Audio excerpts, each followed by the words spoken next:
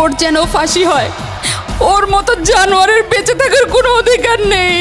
আপনার তো বেল হয়ে গেছে, মামলা চলাকালীন সময়ে আপনি এই শহরে বাইরে যাবেন না, নির্দিষ্ট তারিখে হাজিরা দেবেন।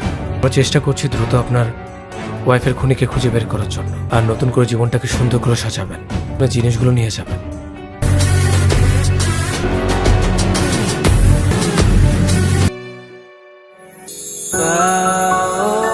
কি নাম তোমার?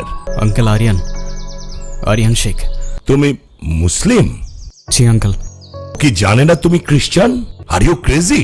মুসলিমকে বিয়ে করবে তুমি? বাবা, আমি ইসলাম ধর্মে কনভার্ট হব।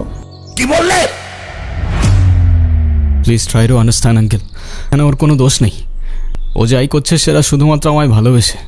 যদি কারোর থেকে থাকে সেটা আমার, মারতে হয় আমায় মারুন আপনি। প্লিজ আঙ্কেল একটু বোঝার চেষ্টা করুন।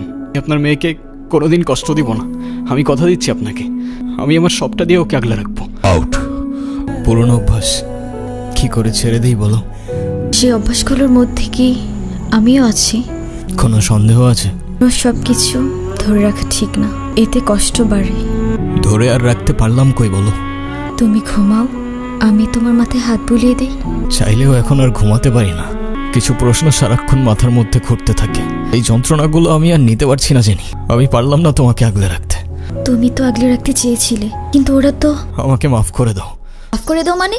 8 বছর পরে সে এখন তুমি মাফ চাচ্ছ? হাল ছেড়ে দিচ্ছ? আমি আর কি করবো, আমাকে একটু বলবা? একটু বোঝার চেষ্টা করো। তোমার আর আমার ধর্মটা আলাদা জেনি। তোমার ফ্যামিলি কখনোই আমাদের সম্পর্কটা মেনে নেবে না। তুমি কি আমাকে ভালোবাসো না? দুনিয়ার সবাই মেনে না নিলে যদি আমার প্রতি তোমার ভালোবাসাটা কমে যায় না, তাহলে থাকো। কোথায় যাচ্ছ? বাবার পছন্দের ছেলেকে বিয়ে করতে। আমার কি হবে? তোর আমাকে ভালোবাসো না? আসি, অনেক ভালোবাসি। পরিবার তো মানবে না। না মানুক? সমাজ কি বলবে? সমাজের বাইরে চলে যাব। কত দূর? যতদূর গেলে তোমার আর আমার ছোট্ট একটা সংসার হবে। আগলে রাখতে পারবে সারা জীবন। হ্যাঁ বলো। কোথায় আছো তুমি? এই তো বাজার করে বাসায় যাচ্ছি। কেন? বলো, গুড নিউজ শুনবা না ব্যাড নিউজ? ব্যাড নিউজটাই আগে শুনি। তোমার এখন থেকে মাঝে মধ্যেই বাজার করতে হইতে পারে। কেন?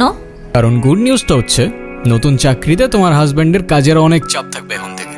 কংগ্রাচুলেশনস তো স্যার। আমি আর বাজার করতে পারবো না, বাজার কিন্তু আপনাকেই করতে হবে। কেন, কি হয়েছে?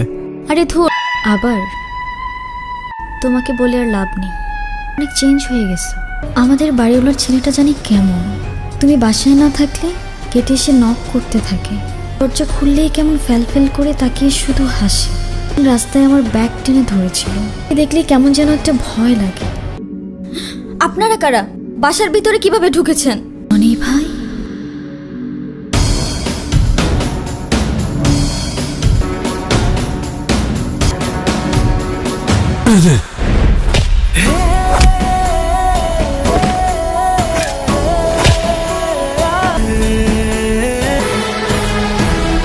শেষবার কেন বলছি, যে হায়নাগুলো তোমাকে আমার থেকে কেড়ে নিয়েছিল তাদের বিচার আমি নিজ হাতে করেছি।